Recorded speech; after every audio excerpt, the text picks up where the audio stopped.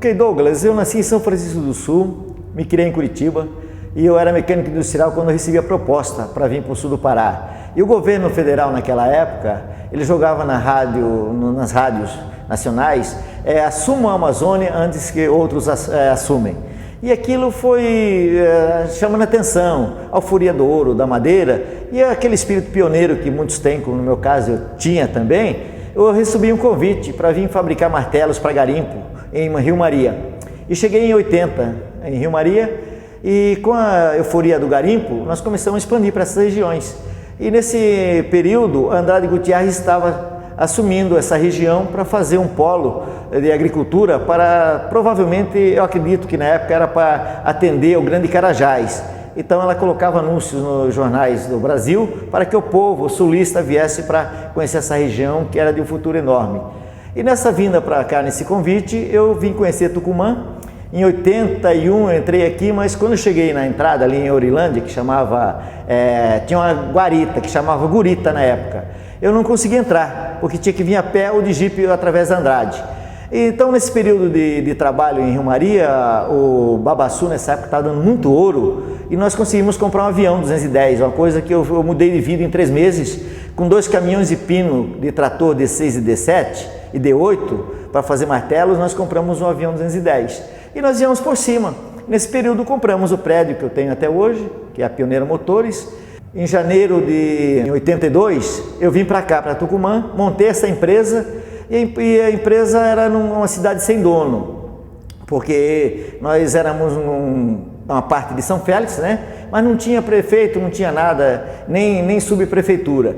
E eu fui me envolvendo comercialmente, fui me envolvendo com a sociedade, vindo de um grande centro, com conhecimento um pouco melhor do que aqueles garimpeiros que aqui estavam, né? Não é que eu queria ser melhor, mas eu vim de um grande centro nesse momento e eu comecei a me envolver demais. Aí o povo começou a se unir para mudar essa situação, porque nós não tínhamos luz, não tínhamos água, não tínhamos infraestrutura nenhuma, hospitais, nada. E o povo sofria, morria da malária, essas doenças tropicais. E esse envolvimento meu fez com que a gente criasse um grupo de pessoas que era o Conselho Comunitário de Tucumã. E quis Deus que eu fosse um dos conselheiros nessa época, me envolvi bastante e naquela luta também comecei a me preocupar com o futuro. Aí analisamos que era possível criar uma agência municipal, fizemos contato com o prefeito de São Félix, que era o senhor Filomeno, falecido hoje, e ele nos deu o privilégio de fazermos essa a subprefeitura de Tucumã. E quis Deus que eu fosse também um dos primeiros agentes municipais aqui dentro. E nessa euforia de trabalho, de luta, vendo a necessidade do povo, começamos a lutar e nos envolvermos para criar a prefeitura.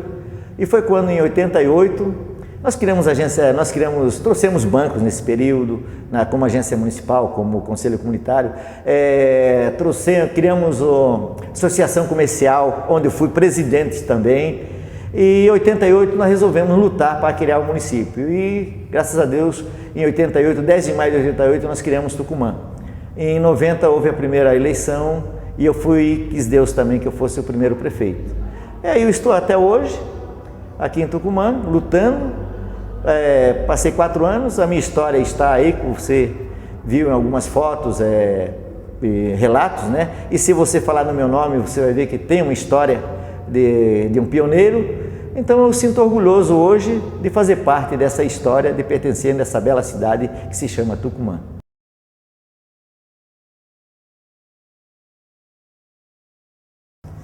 Douglas, é até difícil a gente fazer uma colocação que tem que voltar um pouco ao passado, porque nós tivemos aqui a Alforria do Ouro, onde muitos aproveitaram e muitos criaram coisas fora de Tucumã. A Alforria da Madeira, né? Então, naquele tempo, acabou tudo isso, nós passamos um período de recessão, aí envolveu a agricultura, o gado, e nós crescemos bastante. Mas eu vejo que Tucumã, ou qualquer cidade, com a vontade do povo, com pessoas sérias e certas, se faz muita coisa. Existe uma abertura muito grande no mundo. Hoje nós temos uma coisa mais importante nessa região aqui, que um ser humano pode ter, é as árvores, é a mata, é o que nós respiramos, porque o ser humano não tem visão. Ele não tem noção que ele respira, é uma coisa viva e que sem aquilo ele não consegue viver. Então eu acho que existe um futuro muito grande para esse local, para a Amazônia, porque eu acho que se o mundo precisa disso também, vai precisar da gente. Então eu acho que nós temos assim, o homem precisa ter mais consciência de seus descendentes para o futuro, mas perspectiva existe e eu não tenho dúvida que isso vai mudar. O homem tem que evoluir, ele não pode parar. Eu sempre comento, eu estudei até a 8ª série no passado, mas eu nunca deixei de ler, nunca, sempre evoluindo. Inclusive hoje eu estou lendo uma matéria sobre Salomão, o homem mais rico do mundo, que já existiu. E aqui ele coloca Provérbios, 31 capítulos de Provérbios. Eu digo o seguinte, que o ser humano não precisa, a faculdade é muito importante, mas hoje o mundo é uma escola, né? O conhecimento é uma escola maior. E hoje o homem, se ele quiser ter visão, não precisa ir muito longe não. Abre uma Bíblia, começa em Gênesis, tá? Pega Reis, pega Eclesiástico e vários outros livros, Provérbios, Salmos, e ele consegue dominar o mundo, porque ali está toda a história de uma civilização, de um mundo criado, feito pela criação. Na minha opinião, alguns acreditam na evolução, eu acredito na criação. Obrigado. Te agradeço também.